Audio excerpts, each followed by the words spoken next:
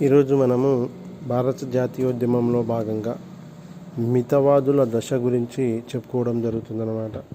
చివరి క్లాసులో భాగంగా భారత జాతీయ కాంగ్రెస్ స్థాపన, ప్రతి సంవత్సరం వార్షిక సదస్సు ఎక్కడెక్కడ జరిగింది, వార్షిక సదస్సుకు అధ్యక్షత వహించిన వారు ఎవరు, 1885 నుండి 1948 వరకు జరిగిన వివిధ రకాల వార్షిక సదస్సుల గురించి, ఐఎన్సి ఇండియన్ నేషనల్ కాంగ్రెస్ యొక్క తీర్మానాల గురించి, దానిలో ఉన్న ప్రధాన అంశాల గురించి చివరి క్లాసులో భాగంగా చెప్పుకోవడం జరిగిందనమాట. నేడు మితవాదుల దశ గురించి చెప్పుకోవడం జరుగుతుంది. మితవాదుల దశ అంటే క్రీస్తు శకం అంటే 1885 నుండి 1905 మధ్య కాలాన్ని మితవాదుల యుగంగా, తర్వాత 1905 నుండి 1920 వరకు అతివాదుల యుగంగా, తర్వాత 1920 నుండి 1947 వరకు ఉన్న కాలాన్ని గాంధీ యుగంగా భారతదేశానికి సంబంధించిన చరిత్రకారులు భారత జాతీయోద్యమాన్ని 3 దశలుగా వర్గీకరించడం జరిగిందనమాట. అందులో మితవాదులు, అతివాదులు, గాంధీ యుగం అన్నమాట. ఈ మితవాదులు అనేవాళ్ళు 1885 నుండి 1905 మధ్య కాలాన్ని మితవాదుల కాలంగా, మితవాద యుగంగా పిలవడం జరుగుతుంది. ఈ మితవాదులు అనేవాళ్ళు భారతదేశంలో జాతీయ భావాలను పెంపొందింపజేయడంలో కృషి చేసి భారతీయ ప్రజలందరినీ కూడా చైతన్యపరచడానికి వివిధ హోదాల్లో పనిచేసినట్లు మనకు కనిపించడం జరుగుతుందన్నమాట. ఈ మితవాద యుగాన్ని మోడరేట్ ఏజ్గా పిలవడం జరుగుతుందన్నమాట. ఇంగ్లీష్లో 1880 నుండి 1905 మధ్య ఉన్న కాలాన్ని మితవాదుల యుగంగా పిలవడం జరుగుతుందన్నమాట. అయితే వీళ్ళనే ఈ యుగంకే మరొక పేరు ఏంటంటే మేధావుల యుగమని, జాతీయవాదుల యుగమని, తర్వాత రాజ్యాంగ యాచక యుగమని, రాజ్యాంగవాదులని వివిధ పేర్లతో ఏది మితవాదులను పిలవడం జరిగిందనమాట. తర్వాత ప్రారంభ దశలో కాంగ్రెస్ పార్టీకి ప్రాతినిధ్యం వహించిన వారు విద్యాధికులైన సంపన్న వర్గాలకు చెందిన వాళ్ళలో ఎక్కువగా మితవాదులు ఉన్నట్లు మనకు కనిపిస్తుందన్నమాట. వాళ్ళు ఎవరంటే ప్రముఖమైన ఆనాటి కాలంలో ప్రముఖంగా ఉన్న మితవాదులలో కనుక చూసినట్టయితే దాదాబాయి నౌరోజీ కావచ్చు, ఫిరోజ్ షా మెహతా కావచ్చు, గోపాలకృష్ణ గోఖలే కావచ్చు, సురేంద్రనాథ్ బెనర్జీ కావచ్చు, ఉమేష్ చంద్ర బెనర్జీ కావచ్చు, ఇంకా అనేక మంది, బద్రుద్దీన్ త్యాబ్జీ కావచ్చు, ఎంజి రనడే కావచ్చు, ఆనంద మోహన్ బోస్ లాంటి వాళ్ళు కావచ్చు, గోపాలకృష్ణ గోఖలే లాంటి వాళ్ళు కావచ్చు, అనేక మంది ఈ మితవాద దశ యుగంలో ఉన్న ప్రముఖమైన వ్యక్తులలో మనకు కనిపించడం జరుగుతుందన్నమాట. ఈ విధంగా మితవాద యుగ కాలాన్ని అంటే మితవాదులకు సంబంధించిన యుగ కాలంలో వీళ్ళు అంటే బద్రుద్దీన్ త్యాబ్జీ కావచ్చు, దాదాబాయి నౌరోజీ కావచ్చు, తర్వాత ఆనంద్ మోహన్ బోస్ కావచ్చు, తర్వాత ఫిరోజ్ షా మెహతా కావచ్చు, ఇలా డబ్ల్యూసి బెనర్జీ కావచ్చు, సురేంద్రనాథ్ బెనర్జీ కావచ్చు, వీళ్ళందరూ కూడా మితవాద యుగానికి సంబంధించిన ప్రముఖమైన వ్యక్తులుగా మనకు కనిపించడం జరుగుతుందన్నమాట. అయితే ఈ మితవాదుల యుగం కాలానికి సంబంధించిన వీళ్ళ యొక్క లక్ష్యాలు ఏంటి, వీళ్ళు ఏ రకంగా ఉద్యమాలు చేసి భారత జాతీయోద్యమాన్ని ముందుకు తీసుకెళ్లడం జరిగిందనే అంశాన్ని కనుక చూసినట్టయితే మితవాదులు అనే వాళ్ళు ప్రధానంగా బ్రిటిష్ ప్రభుత్వానికి విజ్ఞాపన పత్రాలు, వినతి పత్రాలు ఇస్తూనే తమకు కావలసిన లక్ష్యాలను సాధించుకోవడం కోసము ప్రయత్నాలు చేసినట్లు మనకు కనిపిస్తుందన్నమాట. అందులో భాగంగానే వాళ్ళ యొక్క ప్రధానమైన ఉద్దేశాలు కనుక చూసినట్టయితే వీళ్ళు తమకు కావలసిన లక్ష్యాలు సాధన కోసము విజ్ఞాపన పత్రాలు, వినతి పత్రాలు సమర్పించుకుంటూ ఆనాటి ప్రజానికాన్ని చైతన్యపరుస్తూ ఆనాటి ప్రజల యొక్క సమస్యలను పరిష్కారం అయ్యే విధంగా కృషి చేసినట్లు మనకు కనిపిస్తుందన్నమాట.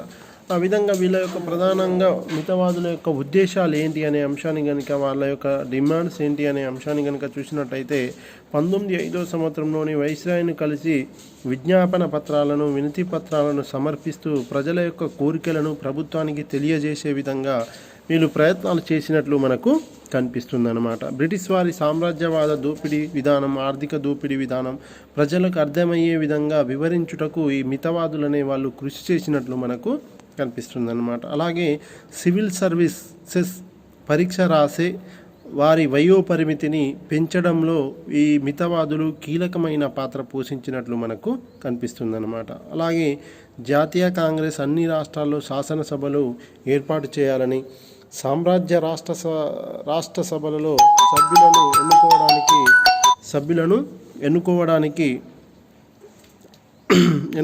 ఎన్నిక సూత్రాన్ని పాటించాలని, వార్షిక బడ్జెట్ పైన చర్చించాలని ఈ మితవాదులకు సంబంధించిన వాళ్ళు ప్రధానంగా డిమాండ్స్ చేసినట్లు మనకు కనిపించడం జరుగుతుందన్నమాట. ఈ విధంగా వీళ్ళ యొక్క ప్రధానమైన ఉద్దేశాలు అవి. తర్వాత వీళ్ళ యొక్క డిమాండ్స్ అంటే మితవాదుల యొక్క చేసిన ఆనాటి బ్రిటిష్ ప్రభుత్వం ముందు ఉంచిన ప్రధానమైన డిమాండ్స్ ఏంటి అనే అంశాన్ని కనుక చూసినట్టయితే, ప్రాతినిధ్యం లేనిదే పన్నులు చెల్లించేది లేదు. అంటే మమ్మల్ని పరిపాలించే బ్రిటిష్ వాళ్ళు మాకు అనేక రకాలుగా మా సమస్యలను పరిష్కరిస్తేనే మేము పన్నులను చెల్లిస్తాము, లేనిది అంటే మాకు రాజ్య వ్యవస్థలో ప్రాతినిధ్యం లేనిదే మేము పన్నులను చెల్లించమని మితవాదులు చెప్పడం జరిగిందనమాట. అలాగే స్వరాజ్యం కోసం డిమాండ్ చేయడం జరిగింది. అంటే భారతదేశాన్ని భారతీయులే పరిపాలించుకోవడం కోసం స్వరాజ్యం అనే నినాదాన్ని తీసుకొని రావడం జరిగింది. మనకు ఆర్య సమాజంలో భాగంగా దయానంద సరస్వతి స్వరాజ్యం అనే నినాదం చెప్పడంతో పాటు గో బ్యాక్ టు వేదాస్ అని చెప్తూనే భారతదేశాన్ని భారతీయులు పరిపాలించుకోవాలి, భారతదేశంలో ఉన్న వేదాల్లో ఉన్న సాహిత్యానికి సంబంధించిన నాలెడ్జ్ ప్రపంచంలో మరెక్కడ లేదని కూడా ఆయన బోధించడం జరిగిందనమాట. అది మనకు కనిపించడం జరుగుతుంది. తర్వాత కనుక చూసినట్టయితే అంటే స్వరాజ్యం కోసం ఈ మితవాదులు డిమాండ్ చేసినట్లు మనకు కనిపిస్తుంది. తర్వాత ఐసిఎస్ పరీక్షల్లో భారతీయులకు ప్రాతినిధ్యం కల్పించాలని ఆ రోజుల్లో డిమాండ్ చేయడం జరిగిందనమాట. తర్వాత బర్మా, ఆఫ్ఘనిస్తాన్లపై దాడిని ఆ రోజుల్లోనే భారతీయ దేశానికి సంబంధించిన ఉద్యమకారులైన మితవాదులు అనేవాళ్ళు విమర్శించడం జరిగింది, వ్యతిరేకించడం జరిగిందనమాట. తర్వాత స్వదేశీ భావనను వీళ్ళు ముందుకు తీసుకెళ్ళడం, అంటే భారతదేశాన్ని భారతీయులే పరిపాలించుకోవాలి, విదేశీయుల చేతుల్లోని భారతీయులు పరిపాలించడం ఇష్టం లేదని చెప్తూనే విదేశస్తుల అంటే స్వదేశీ భావనను భారతదేశంలో జరిగే అనేక సభలలో సమావేశాల్లో భారతీయ ప్రజలను భారతీయులే పరిపాలించుకోవాలనే ఒక రకమైన స్వదేశీ భావనను ప్రజల్లోకి తీసుకెళ్లడంలోని మితవాదులు అనే వాళ్ళు విజయం సాధించినట్లు మనకు కనిపిస్తుందన్నమాట. తర్వాత దిగుమతిపై సుంకం విధించకపోవడాన్ని వ్యతిరేకించడం, అంటే దిగుమతిపై సుంకం విధించకపోవడాన్ని కూడా మితవాదులు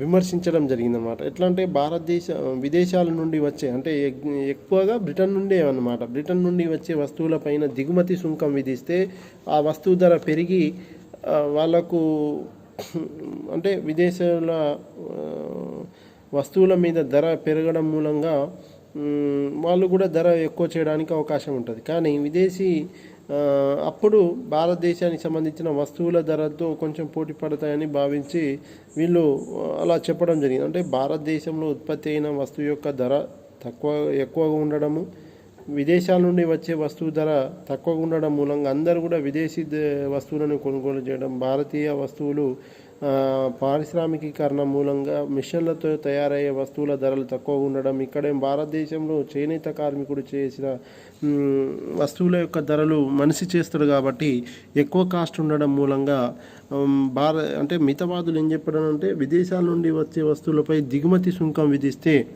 అది రాజ్యానికి కొంత ఆదాయం అవుతుంది. తర్వాత అంటే విదేశాల నుంచి వచ్చే వస్తువు ధర ఎక్కువ ఉండడం మూలంగా ఆ ధరతో మన ధర తక్కువ ఉన్నట్లయితే మన వస్తువులను కొనడానికి అవకాశం ఉంటుందనే భావనతోనే మితవాదులు ఈ విషయాన్ని తెర మీదకి తీసుకొని వచ్చినట్లు మనకు కనిపిస్తుందన్నమాట. తర్వాత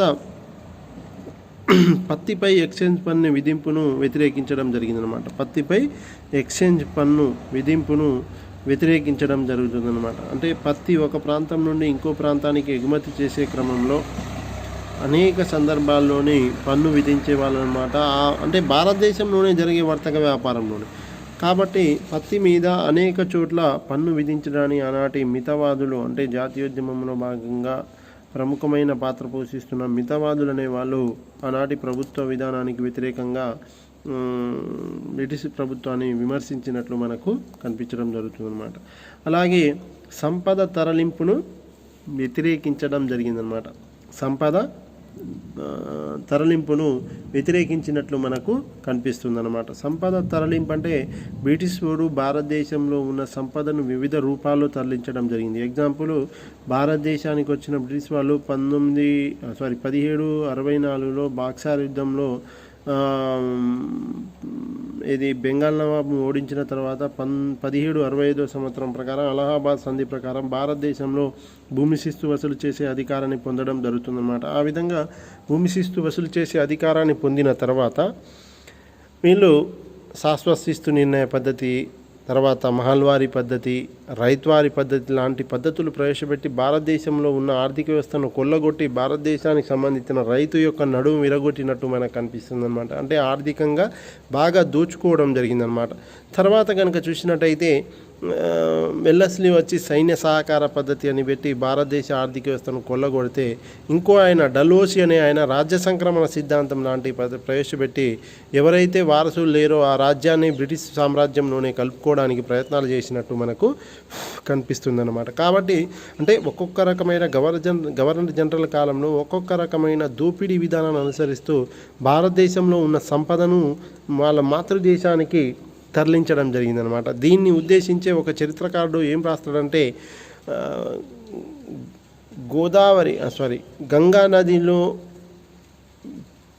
గంగా నదిలో ఉన్న సారాన్ని పీల్చి థేమ్స్ నదిలో కక్కే స్పాంజిలాగా బ్రిటిష్ వాళ్ళు పనిచేయడం జరిగిందని చెప్పడం జరిగిందనమాట. అంటే గంగా నదిలో ఉన్న నీటిని పీల్చి థేమ్స్ నది ఒడ్డున కక్కే స్పాంజిలాగా బ్రిటిష్ వాళ్ళు పనిచేయడం జరిగింది. అంటే భారతదేశంలో ఉన్న సంపదను ఇక్కడి నుండి తీసుకొని వెళ్ళి వాళ్ళ మాతృదేశమైన బ్రిటన్లోని తీసుకొని వెళ్ళడం జరిగిందని ఆ చరిత్రకారుడు అలా వ్యాఖ్యానించడం జరిగిందనమాట. కాబట్టి భారతదేశ సంపదను హరించడానికి, భారతదేశంలో ఉన్న సంపదను బ్రిటిష్ వాళ్ళు ఏ విధంగా తరలింపు చేయడం జరిగిందో దాన్ని కూడా ఈ మితవాదులు వ్యతిరేకించడం జరిగిందనమాట. తర్వాత న్యాయ మరియు కార్యనిర్వాహక శాఖను వేరు చేయాలని కూడా వీళ్ళు డిమాండ్ చేయడం జరిగిందనమాట. అంటే న్యాయశాఖ న్యాయశాఖ న్యాయమైన తీర్పులను ఇస్తుంది, కార్యనిర్వహణ శాఖ వాస్తవమైన పనులను చేస్తుందన్నమాట. శాసనశాఖ శాసనాలను అమలు చేస్తే, కార్యనిర్వహణ శాఖ పనులను చేసే శాఖ అన్నమాట.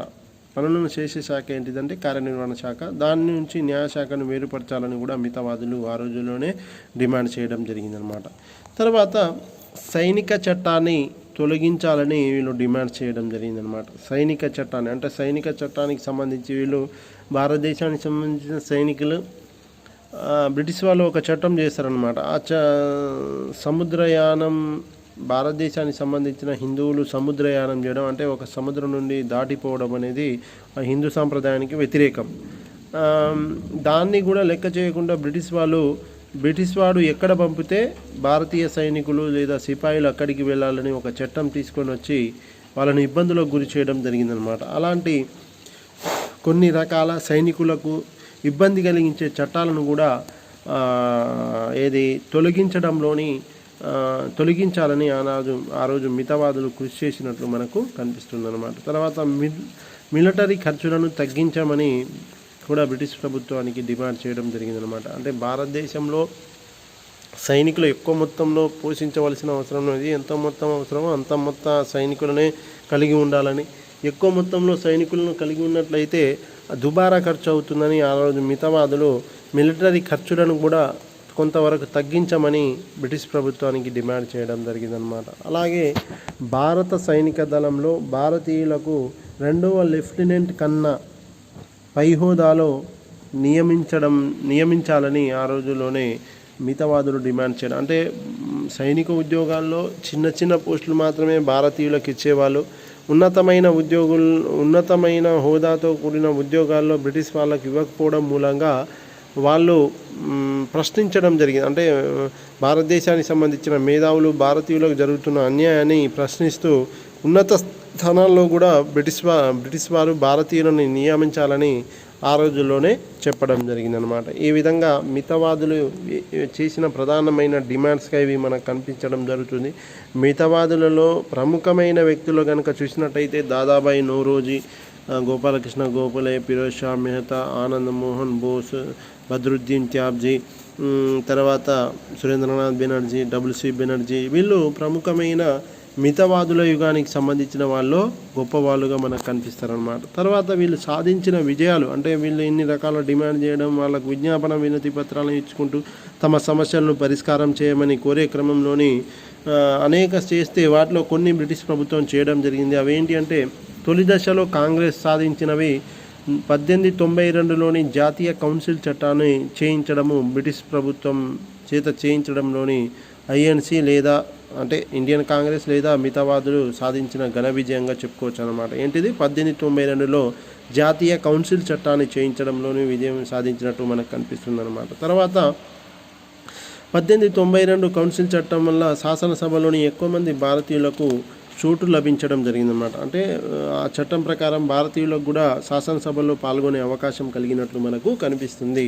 తర్వాత 1904వ సంవత్సరంలో కలకత్తా యూనివర్సిటీల చట్టంను రద్దు చేయించడంలోని కూడా వీళ్ళు విజయం సాధించడం. అంటే కలకత్తా విశ్వవిద్యాలయ చట్టం ఆనాటి భారతీయ ప్రజలకు మేలు తక్కువ చేస్తే కీడు ఎక్కువ చేసే విధంగా ఉండడంతో ఆ చట్టాన్ని రద్దు చేయించడానికి బ్రిటిష్ ప్రభుత్వం కృషి చేసినట్టు, అంటే మితవాదులు కృషి చేసినట్టు బ్రిటిష్ వాళ్ళ చేత మనకు కనిపిస్తుంది అన్నమాట.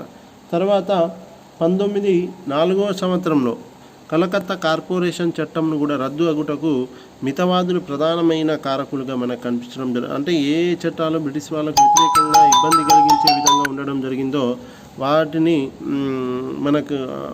రద్దు చేయించినట్టు బ్రిటిష్ ప్రభుత్వం మనకు చేత మితవాదులు రద్దు చేయించినట్టు మనకు కనిపిస్తుంది అన్నమాట. తర్వాత పాలనలో ఆంగ్లేయులకు సహకరించడం మితవాదుల ఉద్దేశంగా మనకు కనిపిస్తుంది అన్నమాట. అంటే మేము పరిపాలనలో మీకు సహకరిస్తాం, కానీ మీరు మాకు కావలసిన సంక్షేమ కార్యకలాపాలు కానీ మాకు కావలసిన వివిధ పథకాలు కానీ మాకు సంబంధించిన సమస్యలను పరిష్కారం చేయే విధంగా బ్రిటిష్ ప్రభుత్వం చేత చేయించినట్టు బ్రిటిష్ మితవాదులు మనకు కనిపిస్తుంది అన్నమాట. ప్రారంభ దశలోని లౌకికవాదానికి కృషి చేసిన వాదులుగా మితవాదులు మనకు అంటే మతంతో సంబంధం లేకుండా అన్ని మతాలను సమానంగా ఆదరించినట్టు మితవాదులు మనకు కనిపించడం జరుగుతుంది అన్నమాట. అందులో భాగంగానే బద్రుద్దీన్ త్యాబ్జీ అనే ఆయన కూడా, అలాగే దాదాబాయి నౌరోజీ పార్సీ తెగ, బద్రుద్దీన్ త్యాబ్జీ ముస్లిం, అనేక మంది హిందువులు అందరూ కలిసి ఉన్నట్లు మనకు కనిపిస్తుంది అన్నమాట. స్వయం పాలన అనే భావనను మొట్టమొదటిసారిగా వినిపించడం జరిగిందనమాట. అంటే భారతదేశాన్ని భారతీయులే పరిపాలించుకోవాలని అనేక సదస్సులో సమావేశాల్లో భారతీయ ప్రజానికాన్ని చైతన్యపరిచే విధంగా దాదాబాయి నౌరోజీ కావచ్చు, బద్రుద్దీన్ త్యాబ్జీ కావచ్చు, అలాగే ఫిరోజ్ షా మెహతా కావచ్చు, డబ్ల్యూసి బెనర్జీ, ఉమేష్ చంద్ర బెనర్జీ లాంటి వాళ్ళు కానీ సభల్లో భారతీయ ప్రజానికాన్ని చైతన్యపరిచే విధంగా కృషి చేసినట్లు మనకు కనిపిస్తుందన్నమాట. తర్వాత రెవెన్యూ ఖర్చులను లెక్కించడానికి వెబ్లీ కమిషన్ ఏర్పాటులో కీలకమైన పాత్ర పోషించడం జరిగిందన్నమాట. రెవెన్యూ ఖర్చులను లెక్కించడానికి వెబ్లీ కమిషను ఏర్పాటులోని మితవాదులు కీలకమైన పాత్ర పోషించినట్టు మనకు కనిపిస్తుంది. తర్వాత సైనిక ఖర్చు వీరి వినతుల వల్లే బ్రిటిష్ వారు తర్వాత తగ్గించుకోవడానికి ప్రయత్నాలు చేయడం జరిగిందనమాట. సంపద తరలింపు సిద్ధాంతము ప్రతిపాదన వల్ల బ్రిటిష్ వారి దోపిడీని భారతదేశంతో పాటు ప్రపంచానికి అంతా కూడా తెలియజేయడం మూలంగా బ్రిటిష్ వాళ్ళ యొక్క దోపిడీతనం అనేది ప్రపంచం మొత్తానికి తెలిసినట్లు మనకు కనిపించడం జరుగుతుంది. ఇది వీళ్ళు చేసిన సాధించిన గొప్ప ఘన విజయాలన్నమాట. చట్టపరమైన విధానాలకు మాత్రమే కాంగ్రెస్ ప్రాధాన్యతను ఇవ్వడం వల్ల తర్వాత కాలంలో జాతీయవాదులు, మితవాదులు, అతివాదులు అనే చీలికలు రావడానికి కారణమైనట్లు మనకు కనిపిస్తుంది అన్నమాట. అంటే కాంగ్రెస్ చట్టపరమైన విధానాలకు ప్రాధాన్యత ఇవ్వడము, హింసకు తక్కువ ప్రాధాన్యత ఇవ్వడం మూలంగా కొంతమంది హింసావాదులు లేదా నిరంకుశత్వానికి బ్రిటిష్ వాళ్ళ పాలన నచ్చని కొంతమంది నిరంకుశత్తులు ఆనాటి బ్రిటిష్ ప్రభుత్వానికి వ్యతిరేకంగా తమకు కావలసినవి సాధించుకోవడం కోసము హింస మార్గంనైనా వెళ్ళాలని భావించడం మూలంగా మితవాదులు, అతివాదులు అనే రెండు చీలికలు రావడానికి కారణమైనట్లు మనకు కనిపిస్తుంది అన్నమాట. అలాగే తరలిపోతున్న భారతీయ సంపదను రూపాలలో లెక్కించిన తొలి భారతీయుడుగా దిన్ షా వాచా అనే ఆయన కనిపించడం జరుగుతుందన్నమాట. ఏ విధంగా భారతదేశ సంపద బ్రిటిష్ వాళ్ళకి వెళ్ళిపోవడం జరిగిందో అనే విషయాలను కూడా వివరించడం జరుగుతుందన్నమాట. తర్వాత మితవాదులు సాధించిన విజయాలు ఇవైతే, మితవాదులు సాధించిన అపజయాలు కనుక చూసినట్టయితే జనసామాన్య పోరాట ప్రాముఖ్యాన్ని గుర్తించడంలో వీళ్ళు విఫలమైనట్లు మనకు కనిపిస్తుంది అన్నమాట. అంటే అందరినీ ఉద్యమాల్లో కలుపుకోలేకపోవడం కూడా మితవాదులు విఫలం కావడానికి కారణంగా కనిపిస్తుంది. అందువల్ల వీరు ఉద్యమాన్ని విద్యావంతులైన మధ్యతరగతి ప్రజలకే పరిమితం చేయడం జరిగిందనమాట. తర్వాత వీరిలో చాలామంది చాలా కాలము వరకు బ్రిటిష్ వారి వాస్తవ స్వభావాన్ని గ్రహించడంలోని విఫలమైనట్లు, అంటే వాస్తవ స్వభావాన్ని గ్రహించలేకపోయినట్లు మనకు కనిపిస్తుందన్నమాట. 19వ అరుదైన శతాబ్దంలో మాత్రమే ఆంగ్లేయుల సహృదయత పట్ల తాముంచిన విశ్వాసం అపాత్రమని వాళ్ళు తర్వాత అంటే వీళ్ళతో ఇంత విశ్వాసంగా తమకు కావలసిన హక్కులను సాధించడం కోసము ఎలాంటి తప్పులు చేయకుండా కేవలం వాళ్ళను వేడుకుంటే వాళ్ళు అన్ని పనులు చేయలేక కొన్ని సందర్భాల్లోనే వీళ్ళ విషయంలోని చేతులు ఎత్తేసిన దాఖలాలు మనకు కనిపిస్తాయి అన్నమాట. కాబట్టి తర్వాత వీళ్ళు ఏమనుకున్నారంటే మనం ఇంత విశ్వసించి ఉండకుంటే బాగుండి తమకు కావాల్సిన హక్కులను సాధన చేయడం కోసం హింస మార్గం ద్వారానైనా వెళ్ళి సాధించుకుంటే బాగుండని వీళ్ళకి తర్వాత తెలిసిందనమాట. తర్వాత ఆంగ్లేయుల నుంచి ఏదైనా చెప్పుకోదగ్గ కార్యం సాధించడంలోని వీరు అనుసరించిన రాజ్యాంగబద్ధమైన పద్ధతులు విఫలమైనట్లు మనకు కనిపిస్తుందన్నమాట. ఆంగ్లేయుల నుంచి ఏదైనా చెప్పుకోదగ్గ కార్యం సాధించడంలోని వీరు అనుసరించిన రాజ్యాంగబద్ధమైన పద్ధతులు విఫలం కాబడినట్లు మనకు కనిపిస్తుందన్నమాట. ఈ విధంగా మితవాదులు అనే వాళ్ళు తమ యొక్క లక్ష్యాలు, తమకు సాధించుకోవాల్సిన అనేక ఘనకార్యాల విషయంలోని బ్రిటిష్ వాళ్ళని ఎలాంటి ఇబ్బంది కలిగించకుండా కేవలము తాము ఇచ్చే విజ్ఞాపన వినతి పత్రాల ద్వారా ఆనాటి ప్రజానికాన్ని చైతన్యపరుస్తూ పోయినప్పటికి కూడా బ్రిటిష్ ప్రభుత్వం వీళ్ళ యొక్క అన్ని సమస్యలను పరిష్కరించడంలోని విఫలమైనట్లు, దాని మూలంగా తర్వాత ఈ మితవాదులు కొంతవరకు ఆలోచించి బ్రిటిష్ వాళ్ళ చేతిలో మోచిపోయామనే ఒక రకమైన భావన కిందికి వచ్చినట్లు మనకు కనిపిస్తుంది అనమాట. ఈ విధంగా మితవాదులో ప్రముఖంగా దాదాబాయి నౌరోజీ, ఇతను ప్రధానంగా బ్రిటిష్ పార్లమెంట్కు లిబరల్ పార్టీ తరపున ఎన్నిక కావడం జరుగుతుందన్నమాట. ఇతన్ని భారతీయ రాజకీయాల్లో కురవృద్ధుడు అనే పేరుతో కూడా పిలవడం జరుగుతుంది. ఇతడు 1886లో జరిగిన కలకత్తాలో జరిగిన 2వ జాతీయ సదస్సుకు నాయకత్వం వహించడం జరుగుతుంది. ఈ విధంగా అంటే అధ్యక్షుడిగా వ్యవహరించడం జరుగుతుంది. ఇతను పార్సీ తెగకు జాతీయ కాంగ్రెస్కి అధ్యక్షత వహించిన మొట్టమొదటి వ్యక్తి అన్నమాట. తర్వాత స్వరాజ్య తీర్మానం, స్వదేశీ తీర్మానం, బహిష్కరణ ఇవి కూడా ఇతను సూచించిన విషయాల్లో ప్రధానమైన మాట. ఇతడు లండన్లోని తూర్పు ఇండియా సంఘం, ఈస్ట్ ఇండియా అసోసియేషన్ను స్థాపించడం జరుగుతుంది. ఇతడు పార్సీ రిఫార్మ్స్ అసోసియేషన్ అనే సంస్థను కూడా మహారాష్ట్రలో స్థాపించినట్టు మనకు కనిపించడం జరుగుతుందన్నమాట. ఈ విధంగా ఇతను నడిపిన పత్రికల్లో కనుక చూసినట్టయితే రాస్త్ గోప్తర్ బొంబాయి కేంద్రంగా చేసుకొని పార్సీ భాషలో ఇతను ఈ పత్రికను వెలువరించడం జరుగుతుందన్నమాట.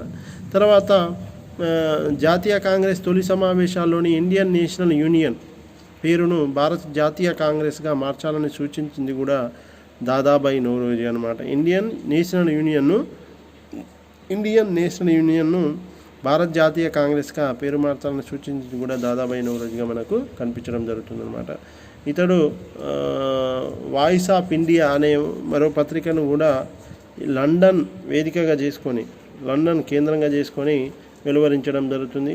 అలాగే ముంబై కేంద్రంగా చేసుకొని మనకు రస్త్ గోప్తర్ అనే పత్రికను కూడా నడపడం జరుగుతుందన్నమాట.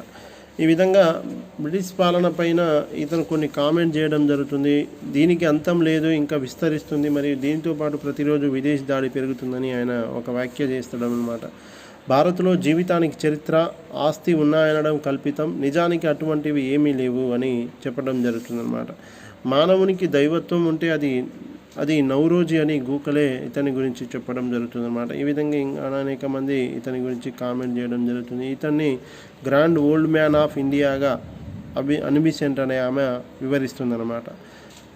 సౌత్ ఇండియన్ గ్రాండ్ ఓల్డ్ మ్యాన్గా సుబ్రహ్మణ్య అయ్యర్ని పిలవడం జరుగుతుందన్నమాట. ఇది ఇతనికి సంబంధించి. తర్వాత గోపాలకృష్ణ గోఖలే, ఇతను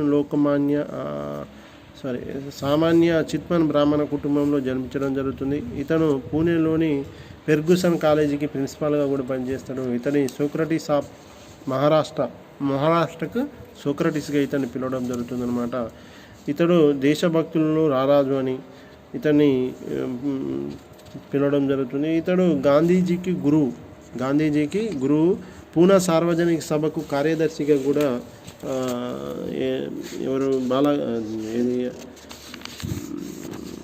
గోపాలకృష్ణ గోఖలే ఆయన పనిచేయడం జరుగుతుందన్నమాట. తర్వాత ఇతని కాలంలో ఇతడు 1905లో బెనారస్లో జరిగిన జాతీయ కాంగ్రెస్ సదస్సుకు కూడా ఒకసారి అధ్యక్షత వహించడం జరుగుతుందన్నమాట. ఇతడు సర్వెంట్స్ ఆఫ్ ఇండియా సొసైటీని కూడా పూనాలో 1905లో సంవత్సరంలోనే స్థాపించడం జరుగుతుందన్నమాట. ఇది గోఖలే గురించి. తర్వాత సురేంద్రనాథ్ బెనర్జీ బెనర్జీ ఇతడు బెంగాల్లోని బ్రాహ్మణ కుటుంబంలో జన్మిస్తాడు. 1869 ICS పరీక్ష రాసి పాస్ కావడం జరుగుతుందన్నమాట. ఇతని యొక్క బిరుదులు చూస్తే ఇండియన్ సిసిరో అని, దేశికోత్తమ అని, జాతి గురువు అని ఇతని, అలాగే మకుటం లేని బెంగాల్ రాజు అని సురేంద్రనాథ్ బెనర్జీని అనేక మంది పొగడడం జరుగుతుందన్నమాట. ఇతడు సివిల్ సర్వీస్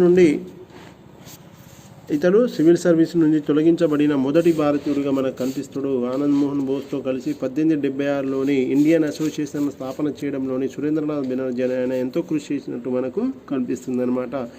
ఇది ఇతని గురించి. ఇతను 1895 సంవత్సరంలో పూనాలో జరిగిన భారత జాతీయ కాంగ్రెస్ అధ్యక్షత వహిస్తాడు.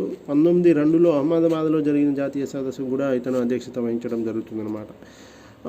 తర్వాత ఇది సురేంద్రనాథ్ బెనర్జీ గురించి. తర్వాత ఇతని రచన ఆత్మకథ ఏ నేషన్ ఇన్ మేకింగ్ అనే ఒక ఆత్మకథను కూడా సురేంద్రనాథ్ బెనర్జీ రాసుకోవడం జరుగుతుందన్నమాట. తర్వాత ఫిరోజ్ షా మెహతా మధ్యతరగతి పార్సీ తెగకు చెందిన వ్యక్తి. ఇతను పార్సీలో మొదటి పోస్ట్ గ్రాడ్యుయేట్.